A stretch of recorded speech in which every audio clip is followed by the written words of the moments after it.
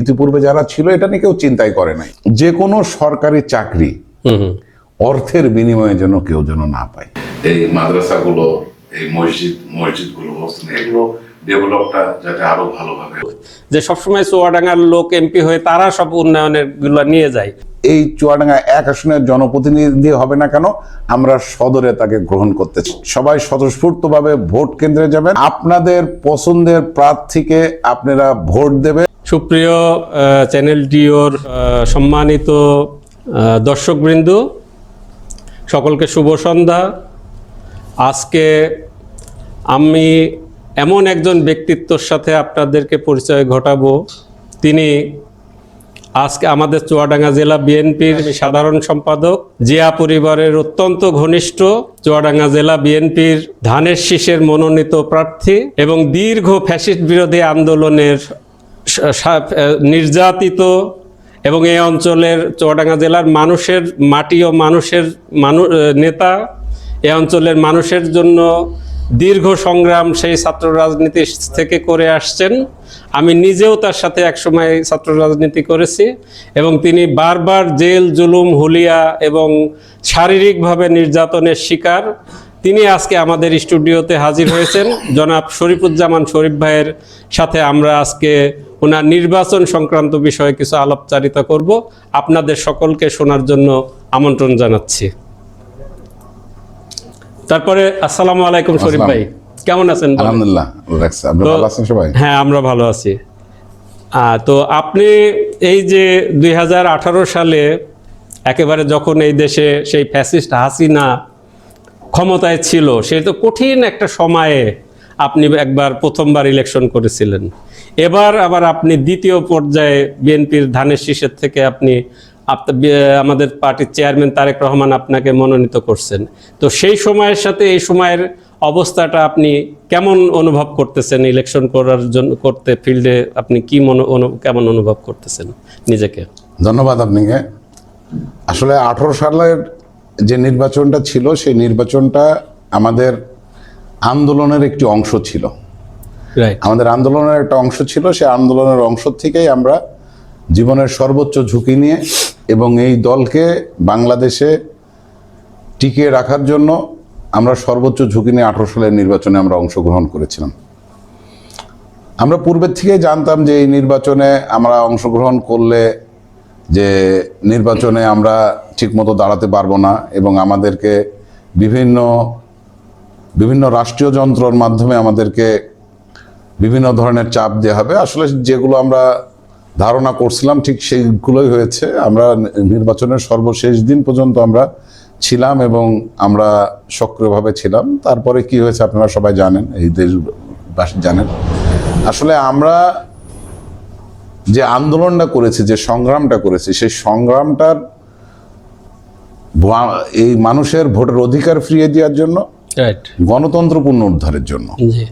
তা আজকে আমরা যে গণতন্ত্র পুনরুদ্ধার হয়েছে এবং এই মানুষের ভোটের অধিকার আগামী 12ই ফেব্রুয়ারিতে 2026-এ এটা হচ্ছে যে প্রতিষ্ঠিত হবে। তো সেই জন্য আমাদের ভিতরে যে একটা বিষয় আছে যে পাস ফেলটা কোনো বিষয় না। বিষয় হচ্ছে যে মানুষ যারা এই 17 বছর ভোট দিতে পারি নাই, ভোট অধিকার থেকে বঞ্চিত ছিল, তাদেরকে উৎসাহ যোগানো এবং তাদেরকে কাছে এটা বলা যে একটা সুষ্ঠু এবং নিরপেক্ষ একটি নির্বাচন হবে। সেই নির্বাচনে আপনার প্রার্থীকে আপনি ভোট দিয়ে আপনি বিজয়ী করতে পারবেন। দেশের একটা গণতান্ত্রিক পরিবেশ ফিরে আসবে। পাশাপাশি যেটা জবাবদিহিতামূলক একজন প্রতিনিধি হবে, যে যারা ভোটের মাধ্যমে নির্বাচিত হয় তারা অবশ্যই জনগণের কাছে দায়বদ্ধ থাকে। তো সেই জন্য আমরা নির্বাচনে পাশ ফেল নিয়ে কোনো বিষয় নয়। বিষয় হচ্ছে যে আমরা হচ্ছে যে এই নির্বাচনের স্বতঃস্ফূর্তভাবে যেন মানুষ ভোট দিতে পারে এবং ভোট দিতে চায়, সেটার জন্যই আমরা আসলে চেষ্টা করছি। তো এখন পর্যন্ত আমাদের কাছে সবকিছুই পজিটিভ মনে হচ্ছে। কিছু অল্প সমস্যা আছে এবং সমস্যা করার জন্য আপনারা জানেন যে প্রতিনিয়তই একটা চক্র। আচ্ছা, আমরা এরপরে আবার ওই পর্যায়ে যাব। তো আপনি তো আজকে মনে করেন যে প্রতীক বরাদ্দ পেলেন, এখন সরকারি নির্বাচন কমিশন থেকে অনুমোদিত আজ রাত 12টার পর থেকে আপনি নির্বাচনী কার্যক্রম করার জন্য আপনি পারমিটেড হলেন। জি জি জি। তো সেই ক্ষেত্রে আগামীকালকে আপনি কিভাবে শুরু করতে চাচ্ছেন আপনার নির্বাচনী কার্যক্রমটা? কালকে সর্বপ্রথম আমি আপনারা জানেন যে আমার গ্রামের বাড়ি আলমডাঙ্গা উপজেলা খাদিমপুর ইউনিয়নের 5 কমলাপুর গ্রামে। আমার বাবা ওখানে একটি মাদ্রাসা তৈরি করছে, ওখানে অনেক ছাত্রছাত্রীরা ওখানে পড়াশোনা করে, কোরআনে হাফেজ হয় এবং দিনের শিক্ষা নেয়। আমার বাবা মার ওখানেই আমার বাবা মাকে হলো ওখানে দাফন করা হয়েছে।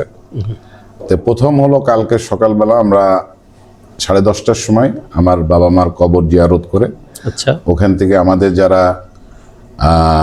যারা এই আলেম উলামা আছে তাদেরকে আমরা ওখানে আমন্ত্রণ জানিয়েছি, বিভিন্ন মসজিদের ইমাম মুয়াজ্জিন সহ।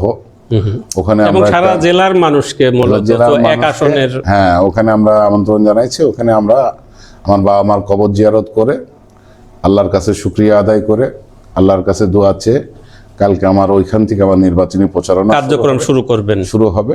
ওখান থেকে আমরা আলমডাঙ্গাতে আসব, আলমডাঙ্গার পরে আমরা চুয়াডাঙ্গাতে যাব ইনশাল্লাহ। আশা করি আগামীকাল আপনার দিনটা আপনি শুভ দিন হবে নির্বাচনী কার্যক্রম পরিচালনার জন্য। তো এই যে আপনি যে মনে করেন যে স্বৈরাচার সে ফ্যাসিস্ট হাসিনার আমল এবং বর্তমানে দেশে একটা গণতান্ত্রিক পরিবেশ, তো ইন্টারিম গভর্নমেন্টের আমলে তখন তো আপনি সেই মেজো ভাই শেখ সুলাইমান হক জর্দা সেলুনের বিরুদ্ধে ইলেকশন করছিলেন। আর এখন মনে করেন যে আমাদের এক সময়ের বিএনপির অ্যালায়েন্স, বিএনপির নির্বাচনী পার্টনার জামাত ইসলামের বিরুদ্ধে এগেনস্টে ইলেকশন করতেছেন। এখন আপনার কাছে কি এই জামাতের প্রার্থীকে শক্ত কোনো প্রতিদ্বন্দ্বী মনে হচ্ছে? না, প্রতিদ্বন্দ্বীকে কখনোই দুর্বল ভাবা ঠিক হবে না। প্রতিদ্বন্দ্বী অর্থ প্রতিদ্বন্দ্বিতাই, যে এখানে আমি জামাতের প্রার্থীকেও আমি দুর্বল হিসেবে মনে করি না। আসলে নির্বাচনটা আমরা যে গণতান্ত্রিক প্র্যাকটিসের আমরা যেতে চাচ্ছি, সেই প্র্যাকটিসের ভিতরে নির্বাচনের প্রার্থী শক্ত থাক আর না থাক, মানুষ যখন স্বতঃস্ফূর্তভাবে যখন ভোট দিতে যাবে, ভোট কেন্দ্রে যাবে, তাহলে সে সময় তো নিশ্চয়ই তাদের পছন্দের প্রার্থীকে তারা বিবেচনা করবে। সেজন্য আমরা মনে করি না যে জামাত এখানে দুর্বল প্রার্থী। একটু আমি পজ দিই, সেটা হচ্ছে যে আমরা জেনে আসছি যে 1979 সালে বিএনপি গঠনের পর থেকে যতবার ভোট হয়েছে, ফ্রি অ্যান্ড ফেয়ার ইলেকশন হয়েছে, ততবারই এই আসনে বিএনপি জিতছে এবং ব্যাপক ব্যবধানে।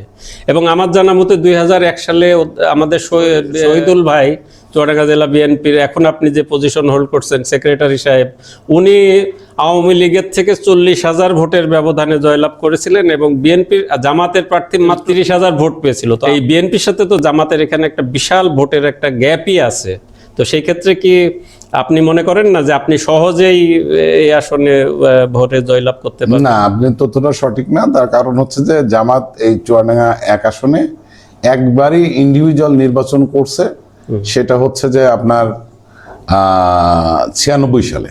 আচ্ছা, 96 সালে শহীদুল ভাই এমপি হয়েছে 1 সালে। শহীদুল ভাইয়ের সময় যে জামাতের প্রার্থী ছিল, আচ্ছা আচ্ছা, প্রার্থী ছিল না। সেইবার হলো জামাত এখান থেকে 35,700 না 800 মনে হয় ভোট পেয়েছিলেন চুয়াডাঙ্গা এক আসন থেকে। একবারই ওরা ইন্ডিভিজুয়াল নির্বাচন করেছে। আচ্ছা আচ্ছা। তো এখানে হচ্ছে যে মূল বিষয় হচ্ছে যে জামাত ইসলাম এখন জনগণ ভোটার ওখানে চুয়াডাঙ্গা এক আসনে বৃদ্ধি পেয়েছে, প্রায় 5,15,000 ভোটার হয়ে গেছে। সবার ভোটই বৃদ্ধি হয়েছে। আচ্ছা, জামাত ইসলামের ভোটও বৃদ্ধি হয়েছে, বিএনপির ভোটও বৃদ্ধি হয়েছে। তো সেই জায়গাটা থেকে আমরা মনে করব যেহেতু একটা দল নির্বাচনে অংশগ্রহণ করে নাই, সেই জন্য নির্বাচনটা একটু প্রতিদ্বন্দ্বিতাপূর্ণ হবে, কঠিন নির্বাচন। আমাদের চেয়ারম্যান সাহেব বারবার আমাদেরকে বলেছে যে বিগত দিনগুলোর নির্বাচনের চাইতে এটা একটা ভিন্ন ধর্মী একটি নির্বাচন। তো সেই জন্য আমরা এই ব্যাপারে সবাই সজাগ আছি এবং আমরা চেষ্টা করব যে আমরা প্রতিদ্বন্দ্বিতামূলক আমরা চেষ্টা করব এবং ব্যবধানটা নির্বাচনের ফলাফল হলেই তারপরে বোঝা যাবে আসলে ব্যবধানটা। তবে আপনি তো জয়ের ব্যাপারে আশাবাদী, তাই না? জয়ের ব্যাপারে তো প্রার্থীরা সবাই আশাবাদী থাকে, হ্যাঁ, যে কেউ যে যখন নির্বাচন করে সে তার আশেপাশে যারা লোক থাকে, কর্মী থাকে, তারা তো কোনো সময়ই মানে বলে না যে আপনি হারে আছেন, সবাই বলে যে আপনি জিতে আছেন। তারপরে আমরা যে আছে যে আমাদের যে সাংগঠনিক ভাবে আমরা যে এই 17 বছর আন্দোলন সংগ্রাম করেছি, তারপর আপনারা জানেন যে দুঃসময় হলো বিএনপি এই কমিটি করে চুয়াডাঙ্গা জেলাতে আমাকে সদস্য সচিব বানিয়েছিল। সেই সময় আমি প্রত্যেক ওয়ার্ডে ওয়ার্ডে সম্মিলনের মাধ্যমে কমিটি করেছি, প্রত্যেক ইউনিয়নের সম্মিলনের মাধ্যমে কমিটি করেছি, উপজেলাগুলোতে সম্মিলনের মাধ্যমে করেছি, এবং জেলা কমিটিও এই সর্বপ্রথম চুয়াডাঙ্গাতে নির্বাচনের মাধ্যমে আমি জেলা বিএনপির সাধারণ সম্পাদক। অবশ্যই। তাহলে সেই ক্ষেত্রে নিশ্চয় আমি মনে করি যে সাংগঠনিকভাবে বিগত দিনের সবচাইতে বর্তমান চুয়াডাঙ্গা জেলাতে বিএনপি সুসংগঠিত এবং শক্তিশালী সংগঠন, প্রত্যেকটা কমিটি এখানে অ্যাক্টিভ আছে। পাশাপাশি আমাদের চেয়ারম্যান সাহেব এই দুঃসময়ে বিভিন্নভাবে অঙ্গ সংগঠনকে সংগঠিত করার জন্য প্রত্যেকটা অঙ্গ সংগঠনের কমিটি তৈরি করেছিলেন। আজকে ওলামা দল, তারপরে যা আপনার হচ্ছে যে কৃষক দল, মহিলা দল এবং সমস্ত অঙ্গ সংগঠনের এখানে ইউনিয়নে কমিটি হয়ে গেছে। সেজন্য আমি মনে করি বিগত মানে দিনগুলোর চাইতে বিএনপি এখন অনেক শক্তিশালী, সেই জন্য সাংগঠনিক ভাবে আমাদের অবস্থা ভালো। এবং আপনি জয়ের ব্যাপারে 100% আশাবাদী। আমি আশাবাদী আছি। কফি না আবার চালু করো, আমরা কফি খাই আর কথা বলি। আচ্ছা, এরপরে আপনার কাছে আমার প্রশ্ন যে এই যে আপনি তো চুয়াডাঙ্গা জেলার আসলে একেবারে সেই ছাত্র রাজনীতি থেকে, আমি নিজেও আপনার সাথে রাজনীতি করেছি, সেই ছাত্র রাজনীতি থেকে আপনি হচ্ছে এই অঞ্চলের মানুষের পালস বুঝে আপনি রাজনীতি করতেছেন। মানুষের আমি যতটুকু জানি, আমি লন্ডন, ফ্রান্স, ইতালি এবং বেলজিয়াম বিভিন্ন দেশে আমি রাজনৈতিক কার্যক্রমের সাথে আমি যুক্ত ছিলাম, এখনও আছি। কিন্তু আপনি যে এই মানে লোকাল জনগণের সাথে আপনি যে দুঃসময়ে যখন এই মানুষ যারা মনে করেন যে কেস খেত, তাদের জন্য আপনি কোর্টে যে তাদের পাশে দাঁড়িয়েছেন উকিলের ফিস দিয়ে, যার বাসায় খাবার ছিল না যে কর্মী তাদের খাবার সাপ্লাই দিচ্ছেন, যার চিকিৎসা হতো না সেগুলা করছেন, আপনি গণমানুষের নেতা। সেক্ষেত্রে যে আমরা তো আশা করতে পারি যে আপনি পার্লামেন্ট মেম্বার হলে এলাকার মানুষের দুঃখ দুর্দশাগুলো আপনার জানা, সে ব্যাপারে আপনি কিভাবে অ্যাড্রেস করবেন, সে ব্যাপারে আপনি মানুষের সাথে কিভাবে পার্লামেন্ট মেম্বার হওয়ার পরে কাজ করতে চান?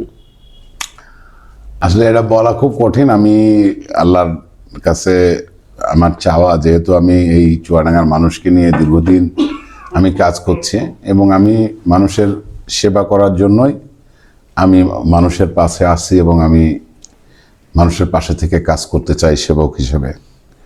তো এখানে যেটা হচ্ছে সবচেয়ে আমার ছোট থেকে রাজনীতি করতে যে একটা জিনিস আমি অনুভব করছি, একটা জিনিস আমি বুঝছি, সেটা হচ্ছে যে রাষ্ট্রীয় যে সেবাগুলো সাধারণ মানুষের জন্য রাষ্ট্রীয়ভাবে দেওয়া হয়, এই জায়গাগুলোতে শতভাগ দুর্নীতিমুক্ত করতে হবে। রাইট।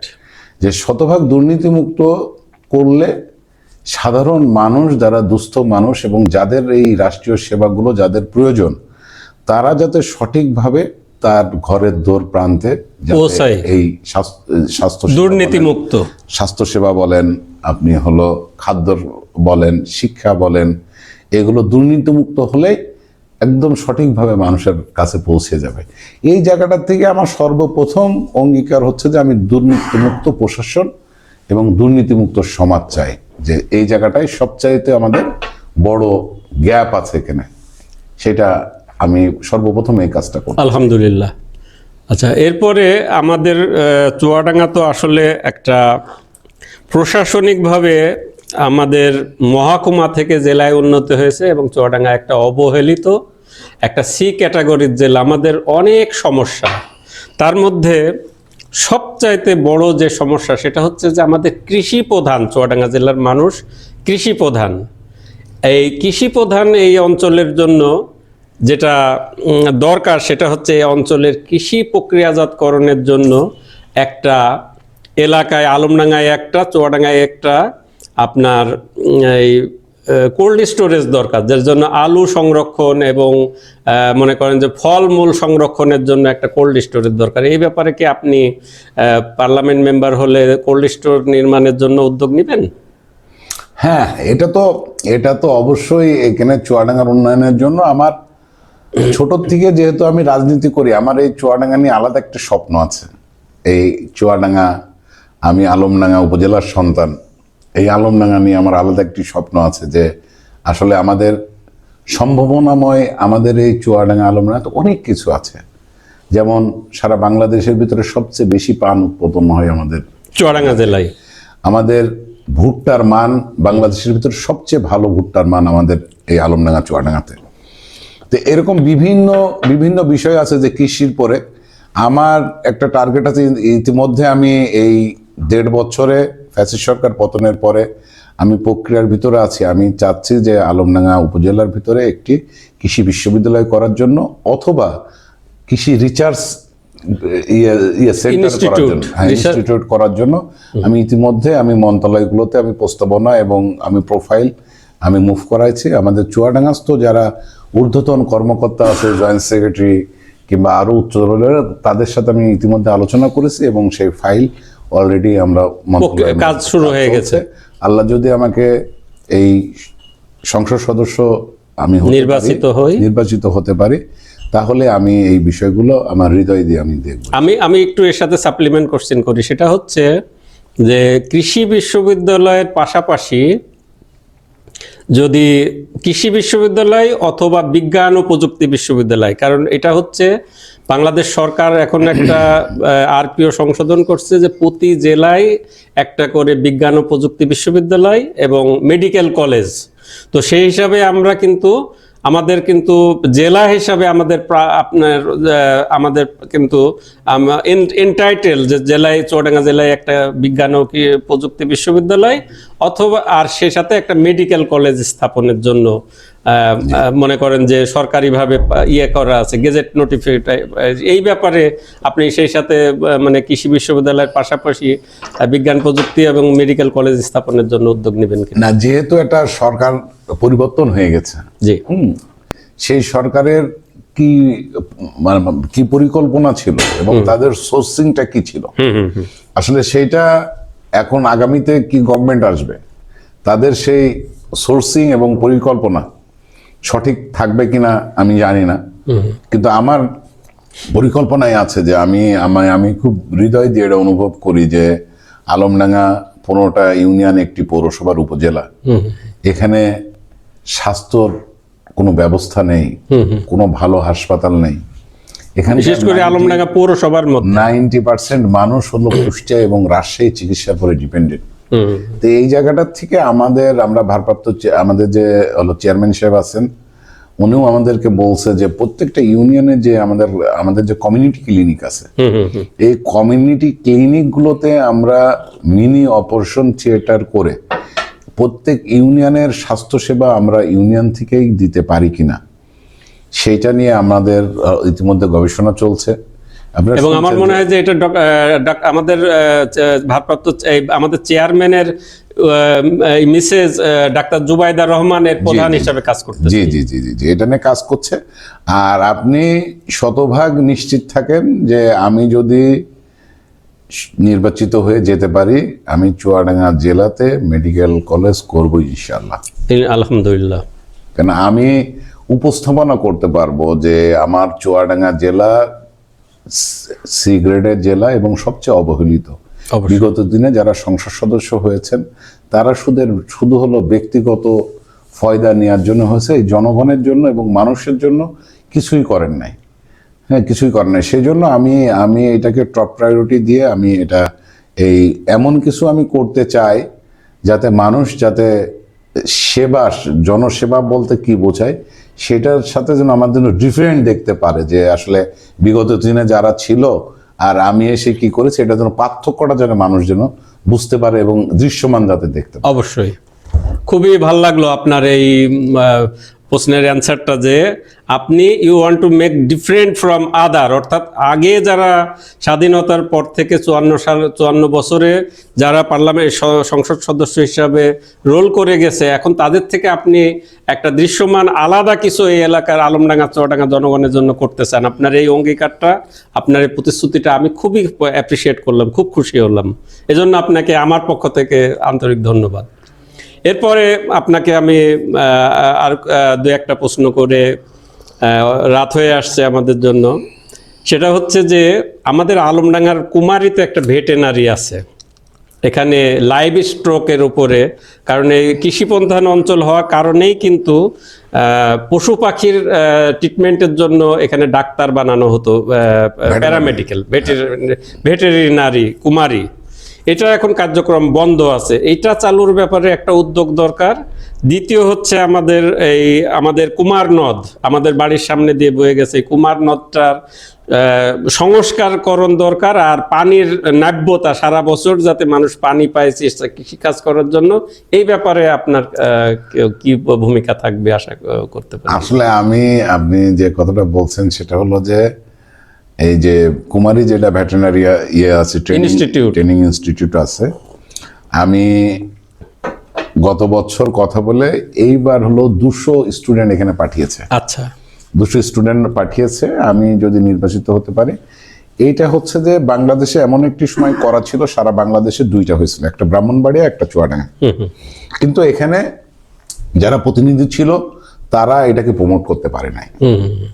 সেজন্য আমাদের রাষ্ট্রীয়ভাবে আমি যদি আমার জনগণের জন্য আমি যদি কোনো কিছু সরকারের কাছে উপস্থাপনা করতে না পারি এবং আমার প্রয়োজন আমি যদি এটা চেষ্টা না করি, সরকার তো দিয়ে বসে আছে কিন্তু সরকার তো জানছে না যে আসলে এটা কিভাবে চলতেছে কিংবা কি চাই। কিন্তু আমরা যারা জনপ্রতিনিধি, এটা যদি আমরা বারবার আমরা এখানে হলো অর্গানাইজ করার বিষয় আছে, এলাকা ভিত্তিক অর্গানাইজ করে প্রতিষ্ঠানটা যাতে আরো ভালো চলে, প্রতিষ্ঠানটার পারিপার্শ্বিক অবস্থা, সামাজিক অবস্থা যদি আমরা আরো পরিবেশটা যাতে আরো সুন্দর করতে পারি, তাহলে এখানকার ইনস্টিটিউটের যারা দায়িত্বে আছেন তারাও আমাদের পক্ষ হয়ে উপর মহলে বলবে যে না, ওইটা আর একটু বাড়ানো যায় কিনা, কিভাবে কি করে। আসলে আমরা যারা জনপ্রতিনিধি ইতিপূর্বে যারা ছিল, এটা নিয়ে কেউ চিন্তাই করে নাই।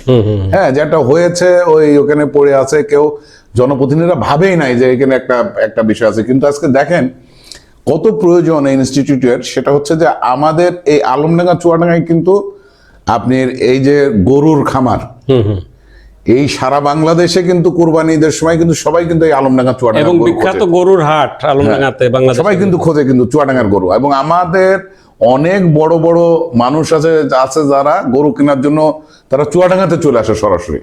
এছাড়া তো আমাদের ছাগল উন্নয়নের একটা ব্ল্যাক বেঙ্গল এটা শুধু চুয়াডাঙ্গা নাই, দেশের বিভিন্ন জায়গায় যায়, আপনাদের লন্ডনে যায়, সিঙ্গাপুর যায়, আমেরিকায় যায়, বিভিন্ন জায়গায় এটার জন্য চুয়াডাঙ্গা হলো বিখ্যাত। আচ্ছা আচ্ছা, হ্যাঁ, এটার জন্য বিখ্যাত। এটা আমি ইতিমধ্যে এটা আমি যতটুকু এই পর্যায়ে থেকে করার দরকার সেইটুকু ইতিমধ্যে আমি করছি।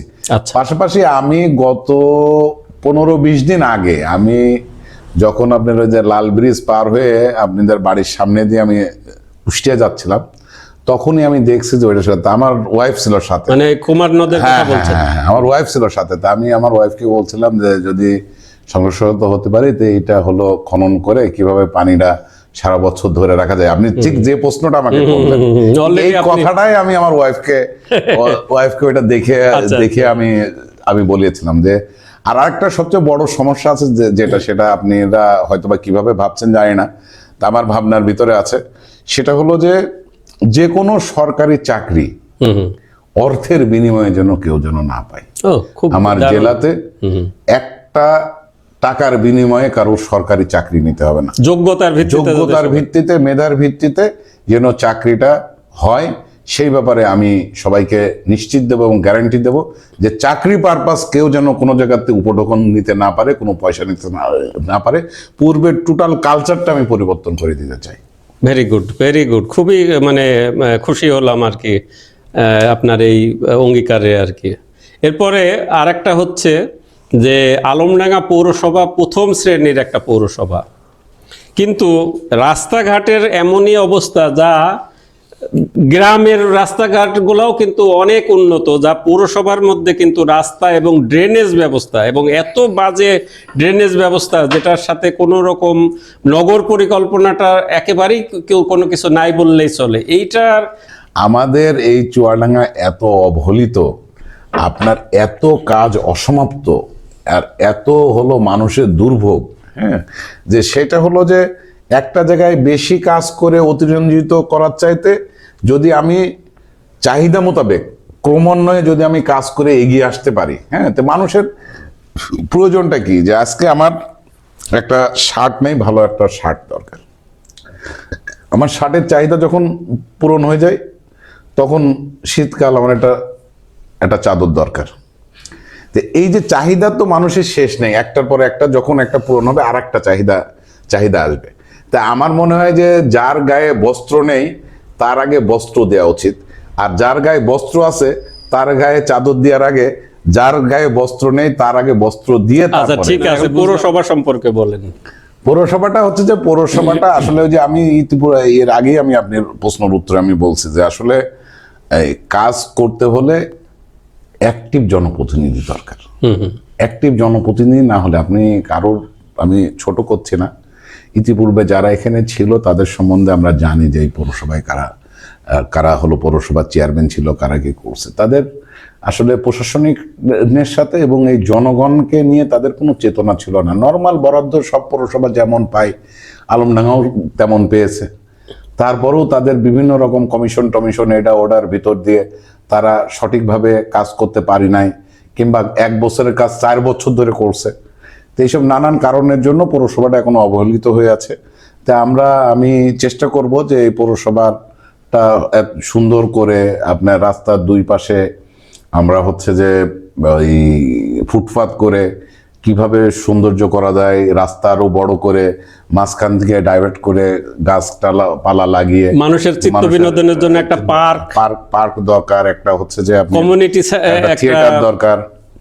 এসব কিভাবে ডেভেলপমেন্ট করা যায় আমরা এটা নিয়ে আমরা চিন্তা করব এবং ভাবনা করব, এবং আমরা স্থানীয় সরকার একটা অডিটোরিয়াম দরকার। আলমডাঙ্গার ভিতরে অডিটোরিয়াম নাই, মানুষের নাটক, গান বাজনা, নাচ করার জন্য, বিনোদনের জন্য থিয়েটার অডিটোরিয়াম। এটা হলো যে এখন তো ধরেন অনেক ডেভেলপ হয়ে গেছে, যেমন একই সাথে আপনার 4-5টা কাজ করার মতো একটা বিল্ডিং করলেই একই সাথে 4-5টা পারপাস হলো সার্ভ হয়ে যায়। আপনি শিল্পকলা বলেন, আপনার ওই যে 3D মুভিজের বলেন, 3-4টে পারপাস সার্ভ হয়ে যায় এখন।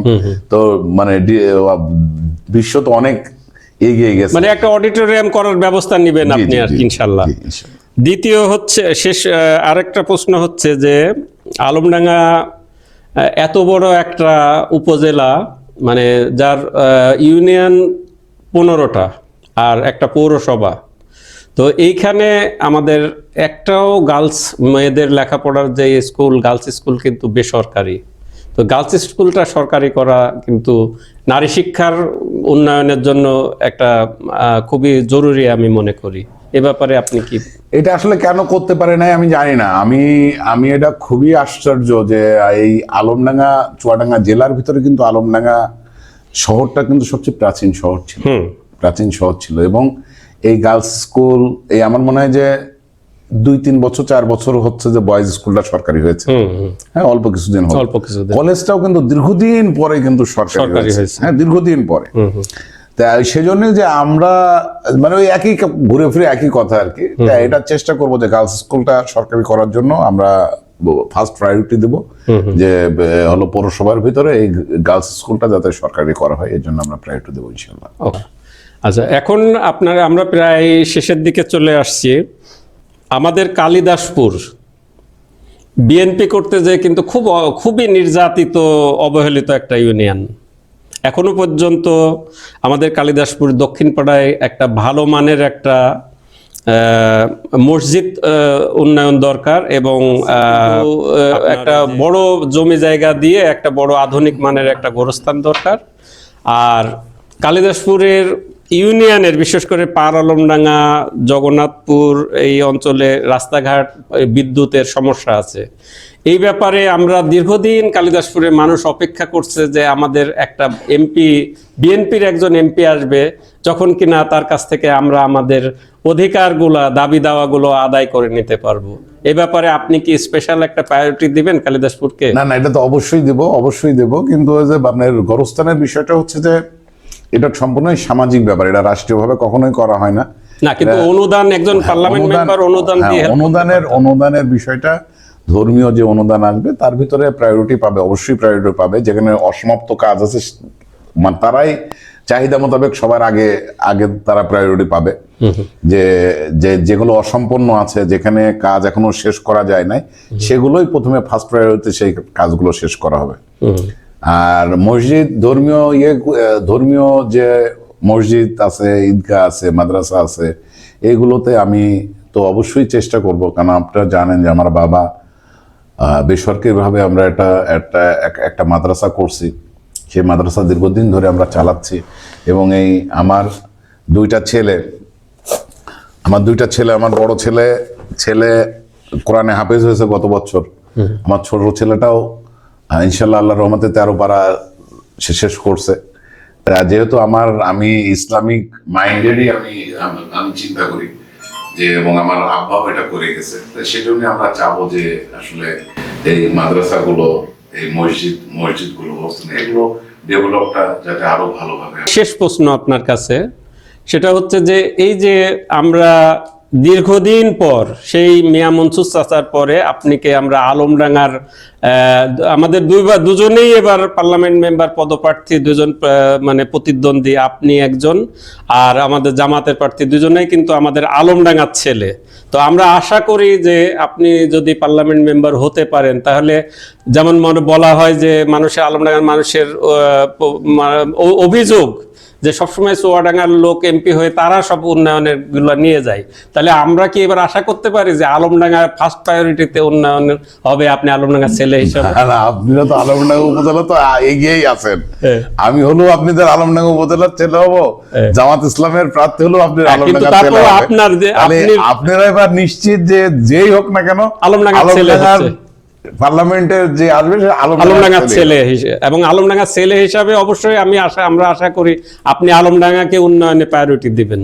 না, অবশ্যই এখানে হচ্ছে যে আলমডাঙ্গা, বললাম তো যে অনেক বড় উপজেলা এখানে, হ্যাঁ, অনেক বড় শুধু এটা বাংলাদেশের এখানে যারা বিগত দিনে পার্লামেন্ট মেম্বার ছিল, এদের অনেক আগেই উচিত ছিল যেটা আলাদা উপজেলা করে দেয়া। 2টা উপজেলা করলে আপনার উন্নয়ন, 2টা কনস্টিটিউশন হলে যদি 2টা আলাদা উপজেলা হতো, তাহলে উন্নয়নের যে বরাদ্দটা পেত সেটা তো 2 জায়গায় পেত। তো এটাকে ডেভেলপ করা আরো সহজ, কিন্তু এটা তারা কখনোই চিন্তা করে নাই। মিয়া মোহাম্মদ মনসুর চাচা কিন্তু সেই সময় গাংনীতে 6টা ইউনিয়ন নিয়ে কিন্তু গাংনীকে আলাদা একটা উপজেলা করার চেষ্টা, না উপজেলা না, সে একটা হলো থানা করার জন্য, ওখানে কিন্তু একটা মিনি থানার কিন্তু অবকাঠামো আছে এবং ওখানে কার্যক্রম চলে। কিন্তু তারপরে যারা এসছে এটা নিয়ে তারা কখনো ভাবেনি এবং এটা নিয়ে কখনো চিন্তাও করেনি। আমি এটা চিন্তা করব যে যত দ্রুত এবং কিভাবে এটার ডেভেলপমেন্ট করা যায়, আমি সেই প্রক্রিয়া নিয়ে, এবং আমি এটা সবার সাথে আলোচনা করি। আমি নির্বাচিত হলে এই সুশীল সমাজ, যারা এই সমাজকে উন্নয়ন করতে চায়, উন্নতির দিকে দেখতে চায়, দুর্নীতি মুক্ত সমাজ করতে চায়, যারা সুশিক্ষায় শিক্ষিত করতে চায়, আমি সবার যে চেতনা আছে, যে ভাবনা আছে, যে চিন্তা আছে, সবার পরামর্শ নিয়ে, সবাইকে সাথে নিয়ে আমি ঐক্যবদ্ধভাবে এই চুয়াডাঙ্গাকে আমি উন্নয়ন করব। ওকে, ধন্যবাদ। এখন আপনাকে 1 মিনিট সময় দেওয়া হচ্ছে, আপনি এই আলমডাঙ্গা চুয়াডাঙ্গার আপনার জনগণ এবং আপনার ভোটারদের উদ্দেশ্যে আপনি 1 মিনিট কিছু বলেন। ভোটারদের কাছে 1 মিনিটে বলার আসলে বিষয়টা হচ্ছে যে, আমি তো এই সংসদ সদস্য প্রার্থী হয়ে দীর্ঘ 17 বছর বাংলাদেশের মানুষ ভোট দিতে পারি নাই। আমরা ভোট অধিকার ফিরিয়ে আনার জন্য আন্দোলন করেছি, সংগ্রাম করেছি। এই আন্দোলন সংগ্রাম করতে যে আমাদের অনেক সহযোদ্ধা নিহত হয়েছে, গুম হয়েছে, বারবার নেতাকর্মীরা জেলে গিয়েছে। তা আমরা এই ভোট অধিকার ফিরিয়ে পাওয়ার সাথে সাথে আমরা চুয়াডাঙ্গা জেলার সমস্ত মানুষকে আহ্বান জানাবো যে আপনারা স্বতঃস্ফূর্তভাবে ভোট কেন্দ্রে যাবেন। আগামী 12ই ফেব্রুয়ারি 2026 সবাই স্বতঃস্ফূর্তভাবে ভোট কেন্দ্রে যাবেন এবং আপনাদের পছন্দের প্রার্থীকে আপনারা ভোট দেবেন। আমরা সুষ্ঠু এবং নিরপেক্ষ নির্বাচন চাই এবং আপনাদের মতামতের ভিত্তিতে যেই এই চুয়াডাঙ্গা 1 আসনের জনপ্রতিনিধি হবে না কেন, আমরা সদরে তাকে গ্রহণ করতে চাই এবং পাশাপাশি আমি প্রার্থী হিসাবে আমার পক্ষে ধানের শীষে আমি ভোট চাই। বাহ, ফাইন। এখন চ্যানেল ডিওর দর্শক শ্রোতাদের উদ্দেশ্যে বলে শেষ করেন আপনি একটু প্লিজ। আচ্ছা, এটা আমি অনেক ধন্যবাদ জানাই যে আসলে সঠিক সময় সঠিক সিদ্ধান্ত নেওয়া হয়েছে যে আসলে এই আলমডাঙ্গাতে একটি যে চ্যানেল ডিও করা হয়েছে এবং এখানে যে মানুষকে সামাজিকভাবে তুলে ধরার জন্য এবং সামাজিকভাবে মানুষকে ঐক্যবদ্ধ করার জন্য এবং কোনো একটা ভালো মেসেজ মানুষের কাছে পৌঁছানোর মাধ্যম হিসেবে আমি এটা অ্যাপ্রিসিয়েট করি এবং অনেক ভালো কাজ হয়েছে।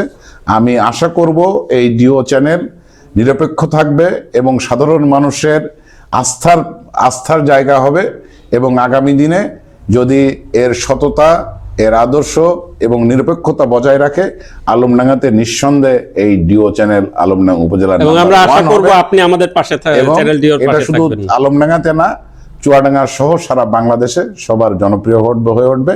আর আমি, আপনারা জানেন, আমি নিজে একটা পত্রিকার মালিক, লোকাল পত্রিকার মালিক। এই সাংবাদিক মহলের সাথে এবং এই ধরনের কাজের সাথে সব সময় আমার সম্পৃক্ততা আছে। যে কোনো সময় যে কোনো কাজে আপনারা আমার সাথে পাবেন ইনশাআল্লাহ। ওকে, আপনাকে অনেক ধন্যবাদ আমাদের স্টুডিওতে আসার জন্য। Thank you.